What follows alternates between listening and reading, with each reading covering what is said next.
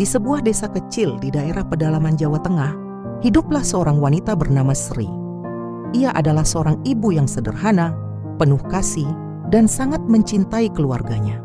Bersama suaminya Wahyu, mereka memiliki 3 orang anak, Dedi, Rina, dan Arif. Kehidupan mereka tergolong sederhana, namun penuh kebahagiaan.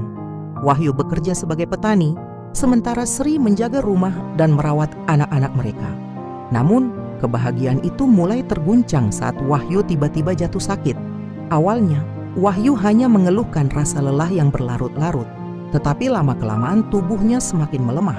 Sri yang sangat khawatir segera membawanya ke puskesmas terdekat, tetapi hasil pemeriksaan dokter sangat mengejutkan.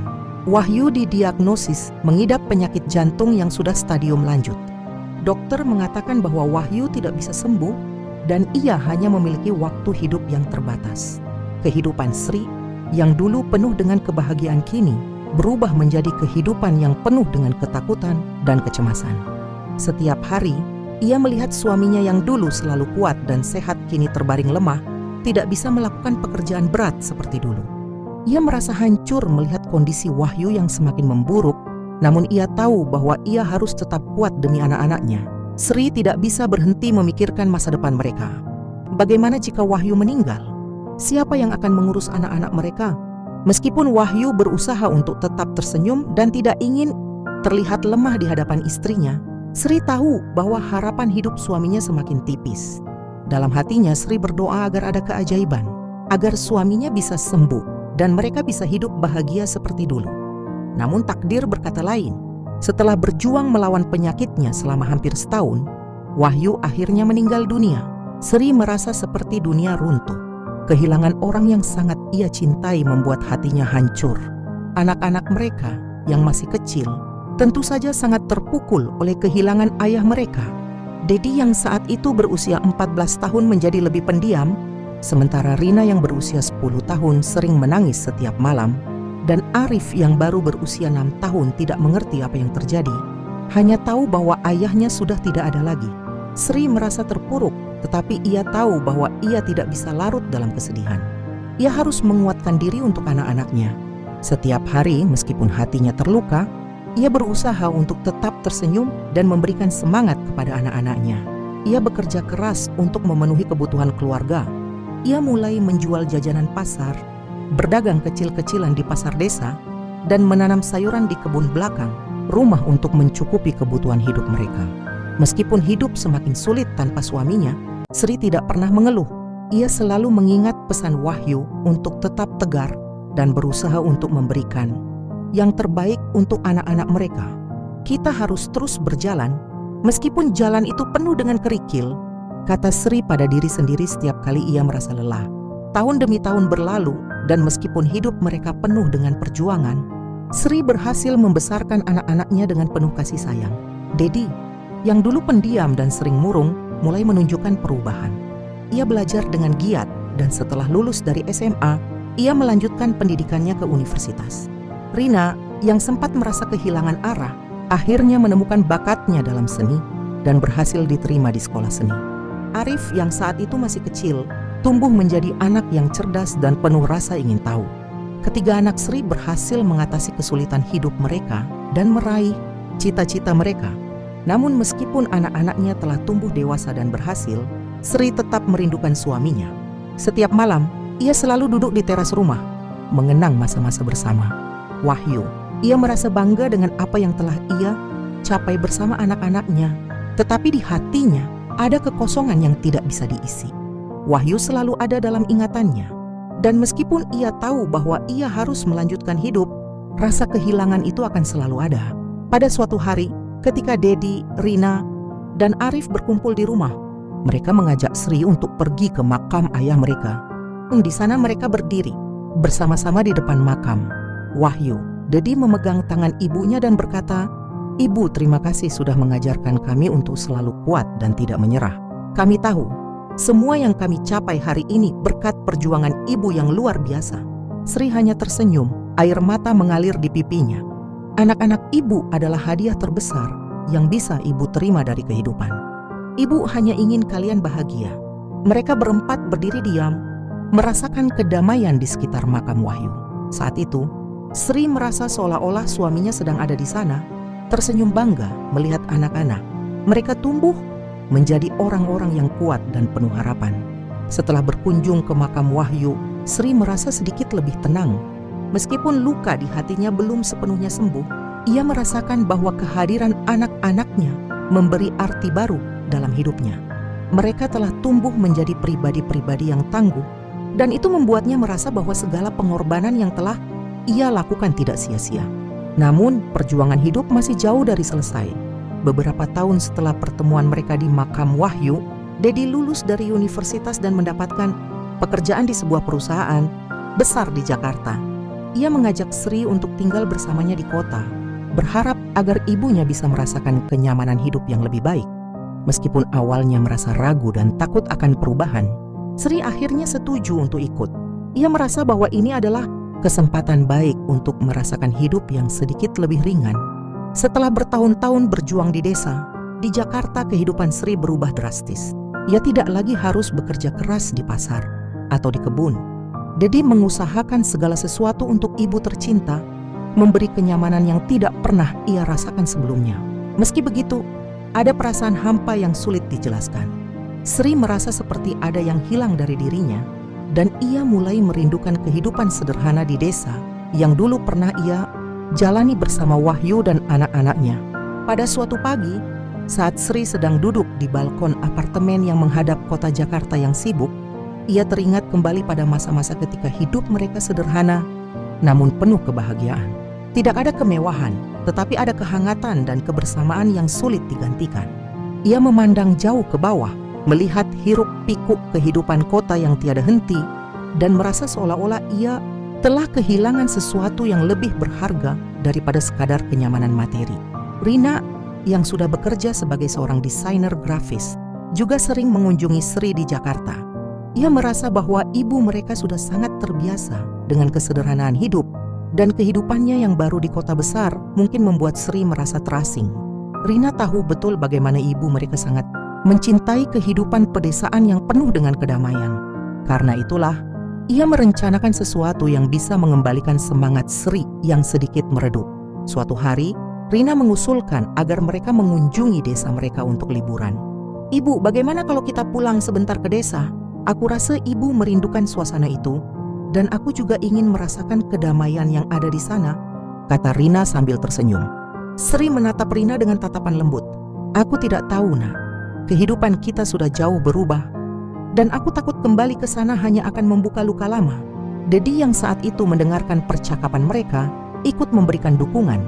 "Ibu, kita tidak akan melupakan semua yang kita raih di sini, tetapi kita juga harus ingat dari mana kita berasal. Desa itu adalah bagian dari siapa kita. Aku yakin ibu akan merasa lebih tenang kalau bisa melihat kembali tempat yang penuh kenangan itu." Akhirnya, setelah banyak pertimbangan, Sri setuju. Mereka pun merencanakan perjalanan pulang ke desa. Saat hari yang ditunggu tiba, mereka semua berkumpul di bandara, siap untuk kembali ke tanah kelahiran yang telah lama ditinggalkan. Selama perjalanan, Sri merasa sedikit cemas, namun rasa rindu pada desa itu jauh lebih kuat. Sesampainya di desa, Sri merasa hatinya kembali diliputi oleh perasaan yang tidak bisa ia ungkapkan dengan kata-kata. Udara segar di pagi hari, suara alam yang tenang, dan pemandangan sawah yang luas terasa sangat menenangkan. Rumah tua yang dulunya pernah mereka tinggali masih berdiri kokoh. Meskipun sedikit rusak karena usia, semua kenangan masa kecil anak-anaknya, kenangan bersama Wahyu, datang kembali. Rina dan Dedi berkeliling, mengunjungi beberapa rumah tetangga lama, sementara Arif yang sudah menjadi seorang mahasiswa, mendampingi Sri untuk mengunjungi tempat-tempat yang penuh kenangan. Mereka pergi ke kebun yang pernah ditanami Wahyu, ke sungai tempat mereka dulu sering mandi bersama, dan bahkan ke makam Wahyu. Di makam suaminya, Sri berdiri lama, memandang nisan yang menandakan bahwa bagian terindah dalam hidupnya telah pergi. Namun di sana, di depan makam itu, Sri merasakan sebuah kedamaian yang sulit dijelaskan. "Wahyu, aku tahu kamu selalu ada di sini, di hatiku. Aku akan terus melangkah dan menjaga anak-anak kita. Terima kasih sudah memberiku kekuatan untuk menjalani hidup yang penuh tantangan ini." Rina yang berdiri di sampingnya memegang tangan ibunya. Ibu kita tidak akan pernah melupakan apa yang telah ayah berikan kepada kita. Semua perjuangan ini berkat cinta yang ibu dan ayah ajarkan. Sri mengangguk, air matanya mengalir. Aku hanya ingin kalian bahagia, anak-anakku. Semua yang kita hadapi, semua yang kita raih adalah untuk kalian. Perasaan damai yang Sri rasakan di desa itu akhirnya membawa ia pada sebuah pemahaman baru. Terkadang kebahagiaan bukanlah tentang kenyamanan materi atau kesuksesan besar, tetapi tentang ketenangan hati dan kedamaian batin yang datang dari kenangan dan kasih sayang. Ia sadar bahwa meskipun hidupnya telah berubah, ia tidak perlu merasa takut atau cemas akan masa depan, karena cinta yang tulus dan kenangan bersama keluarga akan selalu menjadi sumber kekuatan baginya. Setelah beberapa hari di desa, mereka kembali ke Jakarta. Sri merasa lebih kuat, lebih siap menghadapi hidup, dan lebih menerima kenyataan bahwa hidup akan selalu penuh dengan perubahan. Meskipun ia kini hidup di kota besar yang serba cepat, hatinya telah menemukan kedamaian yang ia cari selama ini. Anak-anaknya telah tumbuh menjadi orang-orang yang mandiri dan penuh kasih. Dan Sri merasa bahwa ia telah berhasil melaksanakan tugasnya sebagai ibu dengan baik. Sekembalinya dari desa, Sri mulai menjalani hidup di Jakarta dengan perasaan yang lebih tenang. Ia merasa telah berdamai dengan masa lalu dan membawa kehangatan kenangan yang ia temukan di desa. Namun, hidup di kota tetap membawa tantangan baru yang harus dihadapi. Meskipun anak-anaknya sudah mandiri, Sri merasa ada kekosongan dalam hidupnya. Ia mulai merenung, mencari apa yang bisa membuatnya merasa berarti di usia yang semakin menua. Pada suatu hari, saat Dedi pulang kerja, ia mendapati ibunya sedang duduk termenung di ruang tamu apartemen. "Ibu, ada apa? Kenapa ibu terlihat murung akhir-akhir ini?" tanya Dedi sambil duduk di sampingnya. Sri tersenyum tipis. "Tidak apa-apa, nak. Ibu hanya merasa seperti kehilangan arah. Setelah sekian lama berjuang untuk kalian, sekarang ibu bingung, apalagi yang bisa ibu lakukan." Dedi terdiam sejenak lalu berkata, "Ibu, kami memang sudah dewasa, tapi perjuangan ibu belum selesai. Mungkin ibu bisa melakukan sesuatu yang ibu cintai atau sesuatu yang bisa membantu orang lain. Bukankah ibu selalu bilang ingin berbagi dengan orang-orang yang membutuhkan?" Perkataan Dedi membuat Sri merenung. Benar, ia pernah bermimpi untuk membantu sesama, terutama mereka yang hidup dalam kekurangan seperti dirinya dulu. Namun ia tidak tahu harus memulai dari mana. Keesokan harinya, Rina yang mendengar percakapan itu mengusulkan sesuatu yang sederhana namun berarti. "Ibu, bagaimana kalau kita mulai dari lingkungan sekitar? Kita bisa memasak makanan sederhana dan membagikannya kepada orang-orang yang membutuhkan di sekitar sini," kata Rina. Sri merasa ide itu sangat bagus. Sejak muda, memasak adalah salah satu keahlian. Sri yang selalu membuat keluarga dan tetangganya kagum. Ia merasa bahwa memasak dan berbagi makanan adalah cara yang baik untuk memberikan cinta dan perhatian kepada orang lain. Dengan bantuan Rina dan Arif, mereka mulai membeli bahan makanan dan memasak bersama di apartemen kecil mereka. Awal perjalanan baru. Pada akhir pekan pertama, Sri bersama anak-anaknya memasak nasi bungkus sederhana. Mereka menyiapkan sekitar 50 bungkus nasi lengkap dengan lauk pauk sederhana seperti tahu, tempe, dan sayur lodeh. Dengan semangat, mereka keluar dari apartemen dan mulai membagikan nasi bungkus itu kepada para tukang ojek, pemulung, dan pekerja kasar di jalanan sekitar. Awalnya, Sri merasa canggung, tetapi senyum dan ucapan terima kasih dari orang-orang yang menerima makanan itu membuat hatinya penuh dengan kebahagiaan. "Terima kasih banyak, Bu. Semoga rezeki ibu semakin melimpah," kata seorang bapak tua yang menerima salah satu nasi bungkus. Sri hanya tersenyum sambil mengangguk. "Semoga bapak selalu diberi kesehatan dan kekuatan," jawabnya pelan. Hari itu menjadi awal dari rutinitas baru dalam hidup Sri. Setiap akhir pekan, ia dan anak-anaknya memasak bersama dan membagikan makanan kepada mereka yang membutuhkan. Kegiatan itu tidak hanya membawa kebahagiaan bagi orang lain, tetapi juga membuat Sri merasa hidupnya kembali berarti. Ia merasa bahwa apa yang ia lakukan adalah cara untuk meneruskan semangat. Wahyu yang selalu ingin membantu orang lain, meskipun dalam keterbatasan, tidak butuh waktu lama bagi kegiatan kecil keluarga. Sri untuk menarik perhatian tetangga mereka. Beberapa orang di lingkungan apartemen mulai menawarkan bantuan. Ada yang menyumbangkan bahan makanan, ada pula yang menawarkan tenaga untuk membantu memasak dan membagikan makanan. kegiatan sederhana itu perlahan berubah menjadi gerakan komunitas kecil yang penuh dengan semangat. Gotong royong. Dedi yang bekerja di perusahaan besar mulai menggunakan jaringan kerjanya untuk mencari dukungan lebih besar. Ia berhasil mengajak beberapa rekan kerjanya untuk menyumbang dana dan ikut serta dalam kegiatan tersebut. Rina dengan keahliannya di bidang desain membuat poster dan kampanye media sosial sederhana untuk mengajak lebih banyak orang bergabung. Apa yang kita lakukan mungkin kecil, tapi dampaknya bisa besar untuk mereka yang benar-benar membutuhkan, kata Rina suatu hari. Sri merasa sangat bangga melihat anak-anaknya yang tidak hanya sukses secara pribadi, tetapi juga memiliki kepedulian sosial yang tinggi. Ia merasa bahwa perjuangannya selama ini tidak sia-sia. Ia juga merasa bahwa semangat Wahyu terus hidup melalui anak-anak mereka dan semua kebaikan yang mereka lakukan. Pertemuan dengan masa lalu. Suatu hari, saat membagikan makanan di salah satu pasar tradisional, Sri bertemu dengan seorang wanita tua yang wajahnya tampak tidak asing.